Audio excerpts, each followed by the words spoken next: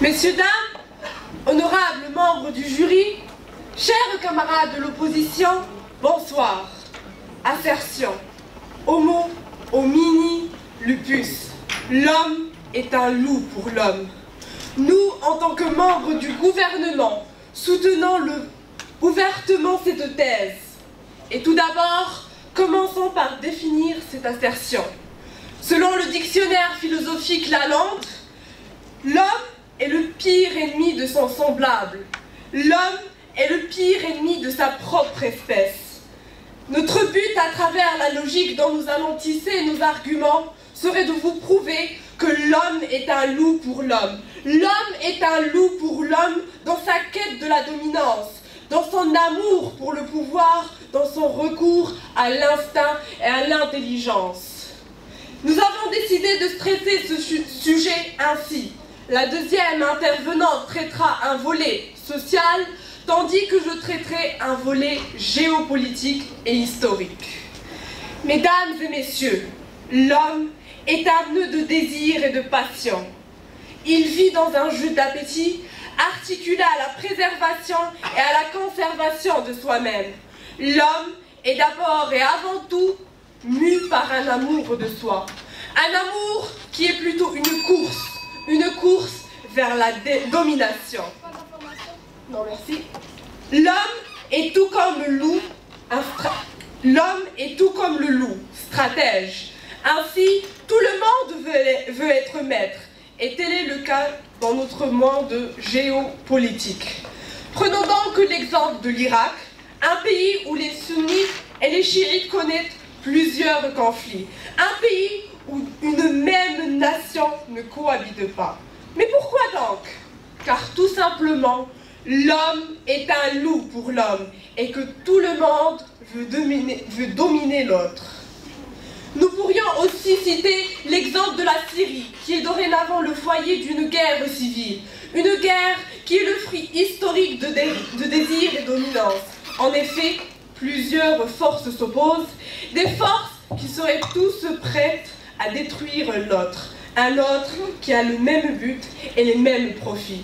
Ainsi, l'homme partage avec le loup une tendance à vouloir à tout prix exercer sa puissance sur l'autre, le dominer et le neutraliser. Mesdames, messieurs, si l'homme n'était pas un loup pour l'homme, le concept de guerre n'aurait jamais existé. Depuis la nuit des temps, l'homme tue, l'homme massacre et l'homme torture. Dès l'aube de l'histoire, nous avons assisté à la première forme de bestialité. Je suppose que vous avez tous entendu parler de l'histoire des tout premiers frères du monde, de l'histoire des frères Caïn et Abel, d'une histoire où le premier tue le second par excès de jalousie et de désir. Une histoire qui souligne encore une fois la bestialité de l'homme et son égocentrisme. Finalement, l'homme relève du règne de nature. Il est donc instinct et animalité. Et pour satisfaire les besoins de son existence, chacun s'impose au détriment de l'autre. Si l'homme n'était pas un loup pour l'homme, il n'y aurait jamais eu de guerre ni de conflit. Mesdames et messieurs, Homo, homini, lupus. Telle est la citation que nous avons défendue devant vous aujourd'hui pour vous démontrer que l'homme est un loup pour l'homme. Merci. Merci. Place maintenant à l'opposition. Avec votre soutien, j'invite Aïcha à présenter son discours.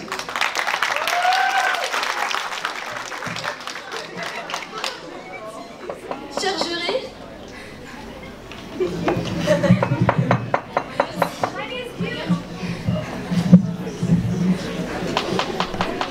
jury, chers membres du gouvernement, chers membres de l'opposition, chère audience, nous sommes très heureuses d'être ici parmi vous aujourd'hui pour contredire la thèse qui confirme que l'homme est un loup pour l'homme.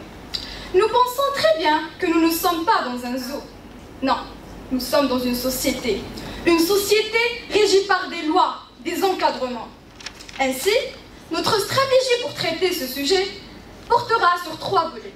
le volet scientifique, le volet social et le volet philosophique. Comment oserez-vous, ou même oserons-nous, comparer un être humain à un animal? Certes, ce n'est pas une comparaison physique, mais ça reste une comparaison morale. Et comment on peut comparer un être humain capable de réfléchir, de distinguer le mal du bien à un animal? L'homme ne peut jamais être comparé à un animal. L'homme, pour la simple raison qu'il a des compétences de réflexion, d'analyse, et c'est le produit de son entourage, de sa société. Ainsi, on ne peut jamais dire que l'homme, avec un grand H, est un loup, car nous ne sommes pas tous pareils. Débutons notre argumentation, chers jurys, mesdames et messieurs. L'homme est une combinaison physique et psychologique, comme le prouve la sociologie, la psychothérapie, la psychanalyse et d'autres sciences comme la biologie. Nous sommes des hormones, mesdames et messieurs. Comme l'homme a son mauvais côté, qui peut se conjuguer en termes d'actes, d'émotions, de sentiments, qui sont le résultat de ces interactions de ces hormones, il a également son bon côté. Si, comme vous prédites, l'homme est un loup pour l'homme, si l'homme n'a pas de bon côté, pourquoi en prison, qui loge des criminels, est considéré comme la pire punition et le pire destin qu'une personne peut avoir, on trouve des ateliers de futurs menuisiers, de futurs chefs, de couture, de coiffure, ou même des classes pour des futurs bacheliers et des diplômés de master. Est-ce du mal qu'on vient de faire en engageant des prisonniers dans notre société? Est-ce une affaire de loup? D'autre part, si l'homme est un loup pour l'homme, pourquoi le bénévolat, le volontariat existe-t-il? Pourquoi des millions de gens se portent volontaires chaque année pour aider des gens qui ne connaissent même pas? Médecins sans frontières, la Croix-Rouge, l'UNICEF et plein d'autres associations sont là pour aider les autres. D'autres individus de plusieurs races, de plusieurs nations et de plusieurs religions. Est-ce un égoïsme? Est-ce un mal, mesdames et messieurs? Si l'homme est un loup pour l'homme, pourquoi au Québec, un homme a choisi de sacrifier sa vie pour celle des musulmans qui faisaient leurs prières? L'homme n'était même pas musulman. Il a sacrifié sa vie pour des gens qu'il ne connaissait même pas et qui ne sont même pas de sa religion. Si l'homme est un loup pour l'homme, pourquoi des étudiants en master, en licence, en commerce, en ingénierie, en médecine ont sacrifié de leur temps, de leur énergie pour nous encadrer et nous former et arriver à ce niveau-là pour vous débattre? Si l'homme est un loup pour l'homme, pourquoi l'activité associative existe? Si l'homme est un loup pour l'homme, on vivra dans un zoo et non dans une société. Une société qui est en contrat social, où il y a des compromis. Si nous sommes des loups, personne ne fera de compromis. Donc, un score de négociation nul. Par suite, aucune loi ne sera élaborée ou appliquée. Et ainsi, on vous a donné deux arguments fondamentaux qui présentent que l'homme n'est pas un loup. S'il vous plaît, la parole maintenant au gouvernement. Je vous prie d'encourager Maha pour donner son discours.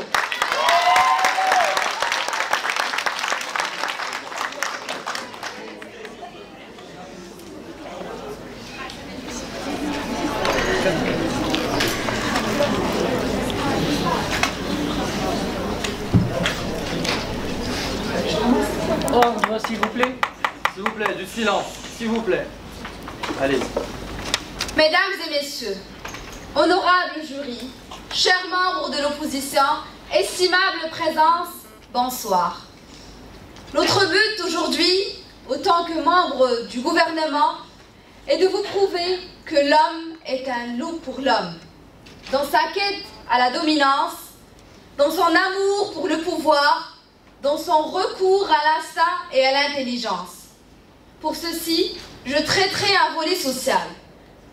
Mais avant de commencer mon argumentaire, permettez-moi de commencer par m'arrêter sur quelques failles dont a fait preuve la première intervenante de l'équipe de l'opposition.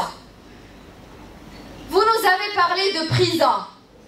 Sachez que si l'homme n'était pas un loup pour l'homme, il n'y aurait pas eu de prison avant tout. Vous nous avez aussi parlé de médecins, de leur travail humanitaire. sachez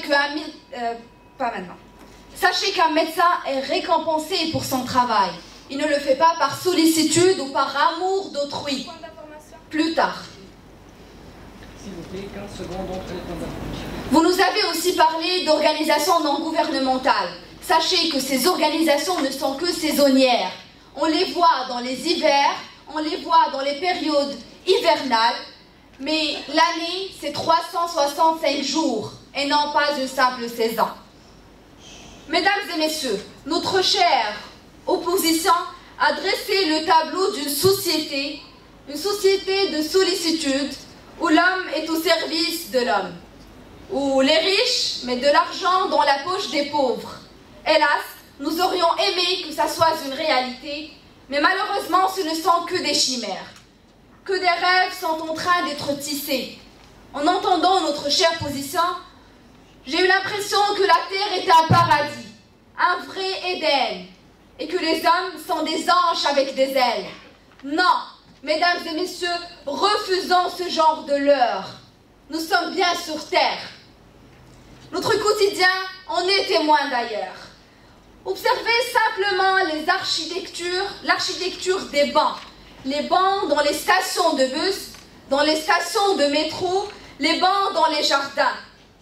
Ils sont designés de fait que les sans domicile fixe et les mendiants ne puissent pas y rester longtemps. Nous sommes, n'est-ce pas, une manifestation de cette société sans compassion dans laquelle nous sommes en train de vivre? Encore, les réponses ne sont pas simples. Et nous pensons que chacun d'entre vous a ses propres réponses. Intervention. Pas maintenant. En tout cas, le constat que vous avez fait, honorable membre de gouvernement, c'est qu'on passe tout notre temps à se diviser, à nous classer dans des groupes. Et dans... Oui, s'il vous plaît.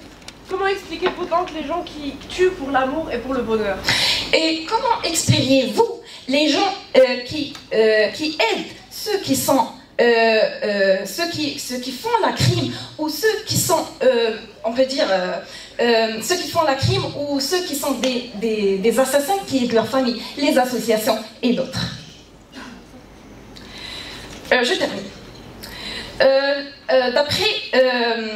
En tout cas, le constat que vous avez fait, honorablement de gouvernement, c'est qu'on passe tout notre temps à se diviser, à nous classer.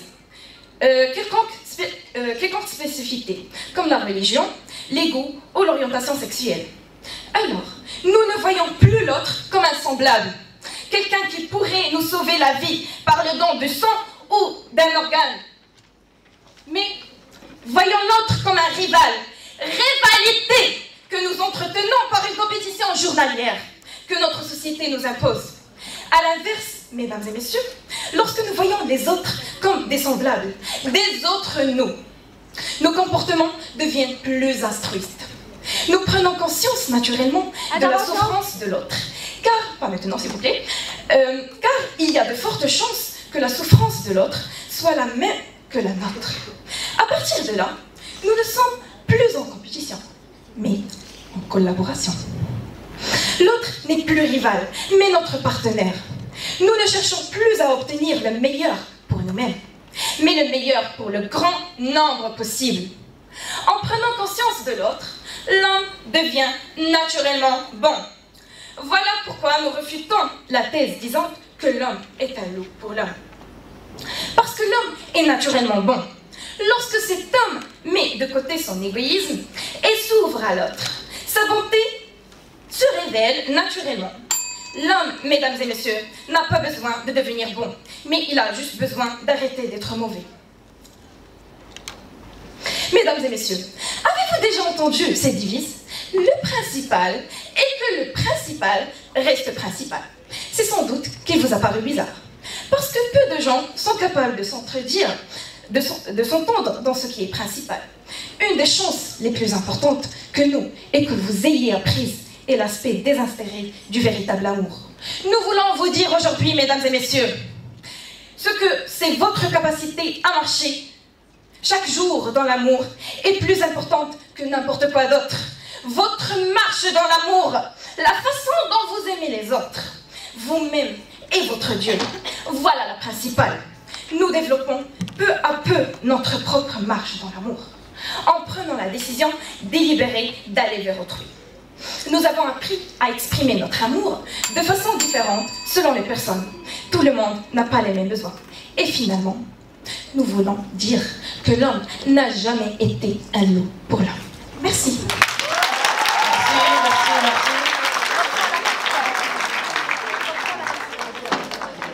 J'invite maintenant le gouvernement pour donner sa troisième intervention avec Eya.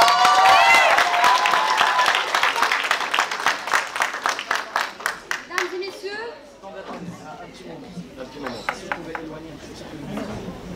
comme ça? Parfait.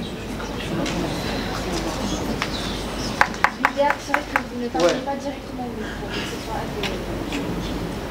Et pour l'audience, s'il vous plaît, un peu de silence. S'il vous plaît. Merci. Mesdames et messieurs, honorables membres du jury, chers opposants, bonjour. Avant de commencer mon argumentaire, je voudrais revenir sur des points que notre opposition a fait part. Tout d'abord, en parlant du bonheur, on sait bien tous que le bonheur des uns fait le malheur des autres. Et dans ce sens, vous nous rejoignez dans notre thèse. D'autre part, quand nous vous avons demandé qu'est-ce que vous en dites sur les personnes qui tuent pour amour et par amour, vous avez répondu par les assassins. Ne pensez-vous pas que si l'homme n'était pas un loup pour l'homme, les assassins n'auraient pas été assassins? Et d'après cela, je vois que vous nous rejoignez fortement dans notre thèse. La violence et la méchanceté sont-elles naturelles à l'homme ou bien un effet pervers à la civilisation qu'il serait possible peut-être de corriger? L'homme est-il méchant comme un loup ou est-il devenu un peu très plus méchant comme le loup lui-même? Voilà des questions auxquelles cette simple citation « L'homme est un loup pour l'homme » répond amplement. Face à des constats avancés par notre opposition, il est de notre devoir d'appuyer sur notre position en tant que nous le faisons sur notre but, qui est de démontrer que l'homme est effectivement un loup pour l'homme dans sa quête de la dominance, dans son amour pour le pouvoir, dans son recours à l'instinct et à l'intelligence. De ce point-là, non, nous, en tant que gouvernement, nous ne défendons pas, nous défendons plutôt que l'homme est un loup pour l'homme, mais nous ne défendons pas est-ce que l'homme devrait être un loup pour l'homme. Mesdames et messieurs, ce simple changement de verbe a laissé notre opposition mal assimiler notre logique. Comme avancé par notre première intervenante, une location latine qui signifie que l'homme est un loup pour l'homme, et signifie aussi que l'homme est le pire ennemi de son semblable et de sa propre espèce. Et pourquoi donc nier tout cela? L'homme est dans une course infinie, vers la force, vers le pouvoir et vers la dominance. Tout simplement, on entend tout ça, qu'on est en train de tout simplement relater cette idée ou l'expliquer encore une fois, mais nous relions la pensée à la réalité, mesdames et messieurs. C'est pour cela que des exemples concrets ont été cités auparavant. Les exemples varient, mais représentent toujours la même situation. Mesdames et messieurs, l'homme est un loup pour l'homme, dans le sens où sa volonté de domination et les moyens dont il dispose font penser que malgré que sa conscience, il peut faire preuve d'une cruauté primaire envers ses semblables. Et nous revenons donc sur ce que la première et la deuxième intervenante ont avancé durant leur discours. Messieurs, dames, chers opposants, chers membres du jury, soyons tous d'accord sur un point très très important. La violence n'est pas innée dans l'homme, mais c'est la socialisation qui nous a transformés. La vérité, c'est que nous voulons que la compassion, que la solidarité, l'amour règne dans notre monde. Mais la réalité s'oppose à tout cela. Mettons, non, les pieds sur terre. Pensez-vous que ces opérations de solidarité organisées par les ONG, par exemple, ou Seftour au Ramadan, représentent vraiment la gentillesse de l'homme? Non. Pourquoi? Tout simplement parce que ces opérations se limitent à une période de temps afin de s'exhiber pour leur propre intérêt. L'exemple, le Ramadan des avant-élections au Maroc, toute tentative d'organisation des tours dont le but était de gagner tout simplement des voix et des votes était interdit. Au cas où vous auriez demandé pourquoi on a choisi l'homme, le loup plutôt, au lieu d'un autre animal, la réponse est simple.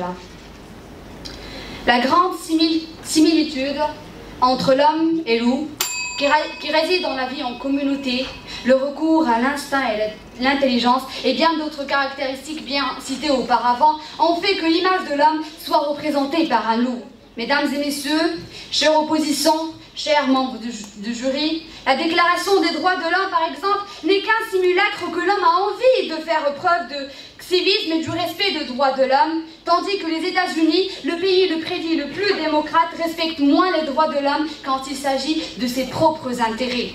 Mesdames et messieurs, la réalité a un autre tout mot dans ce sujet, car malheureusement, l'homme revient à son instinct animal, et le moi, cet instinct qui l'emporte pour déclarer aujourd'hui haut et fort que l'homme est un loup pour l'homme. Merci. Merci. J'invite l'opposition à présenter sa troisième intervention. Allez-y, William. Avec vos encouragements, s'il vous plaît.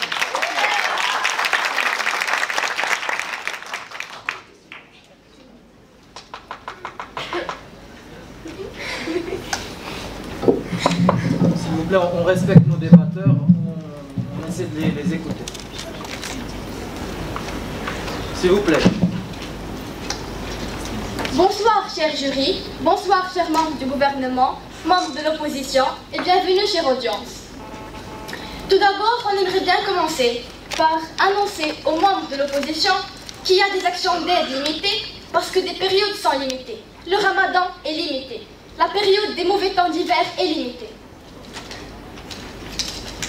Nous avons aussi parlé, membres de l'opposition, de la fondation Médecins sans frontières. C'est du volontariat, pas une fonction. On ne nie pas aussi que le mal existe, mais on prouve que le bien existe aussi. Si on revient à notre intervention, la première, chers jury et audience, se basait sur le point de vue scientifique. S'il vous plaît. On a fait appel à la sociologie à titre d'illustration. En se basant de cet angle, l'homme est une composition d'aspects psychologiques et physiologiques. Il est donc constitué d'hormones. Ces hormones régissent ses émotions, ses actes et ses sentiments. Ainsi, si l'homme est un loup pour l'homme, pourquoi le bonheur des organisateurs de cet événement est de développer la conception du débat et aussi de construire une conscience de débat basée sur ce qui est fondé et non pas sur ce qu'une équipe gagne ou une autre perd. Cela s'allie aussi à notre deuxième argument, qui était le bénévolat et l'existence des services sociaux. Ces services et ce bénévolat sont réglés par des réglementations légales, ce qui les rend plus qu'un choix, mais un devoir, des obligations envers l'humanité. Les valeurs morales, mesdames et messieurs, étaient notre troisième argument. Personne ne peut nier l'existence de la jalousie et de la haine, mais personne ne peut nier aussi l'existence de l'amour et la compétition. Mesdames et messieurs, le sacrifice existe aussi. Qu'il soit un sacrifice d'inauguration d'un être. N'oubliez pas aussi, mesdames et messieurs, que dans la loi divine, il y a toujours, à côté de l'enfer, le paradis. Merci.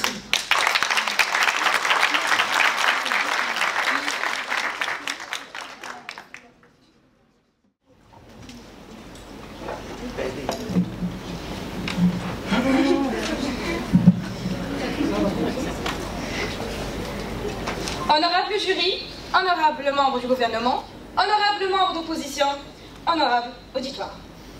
Il faut toujours se comparer aux autres et plus encore les dépasser. Il ne faut pas être heureux, il faut être plus heureux que les autres. Il ne faut pas être à l'aise, mais plus riche que les autres. Si l'autre est meilleur, nous ne allons pas être contents pour lui. Nous préférons la jalousie. L'autre nous permet de nous situer. Et c'est un paradoxe. Nous avons besoin de l'autre, mais nous le voulons moins fort, moins riche et moins heureux. C'est ça ce que vous voulez pour qu'on se développe? Êtes-vous sûr que vous êtes satisfait? Est-ce que vous voulez qu'on se focalise sur notre bien-être et notre bonheur en faisant totale abstraction de ce que peut ressentir l'autre? Sa souffrance n'a pas de réalité particulière. Seul compte notre douleur, nos frustrations, qu'il faut absolument faire disparaître. Mesdames et messieurs, la bonté est un critère humain.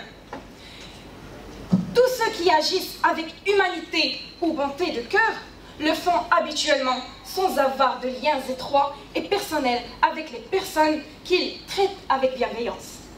Ils ne le font pas parce qu'ils sont obligés ou qu'ils attendent une récompense, mais parce que tout simplement, ils agissent avec humanité et bonté, ce qui ne fait pas partie des caractéristiques d'un loup. Un loup est un animal féroce et cruel, et nous faisons tous partie des hommes.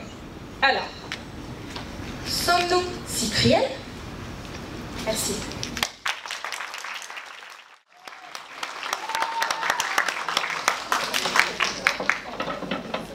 Mesdames et messieurs, honorables jury, chers membres de l'opposition, bonsoir. J'aimerais bien rappeler qu'on n'a pas nié que la vie est faite du bien et du mal. Mais ce que notre réalité prouve, c'est que c'est le mal qui gagne. Nous sommes pragmatiques. Nous ne vivons pas dans des rêves. Nous avons pourtant espoir, mais nous avons toujours les pieds sur terre.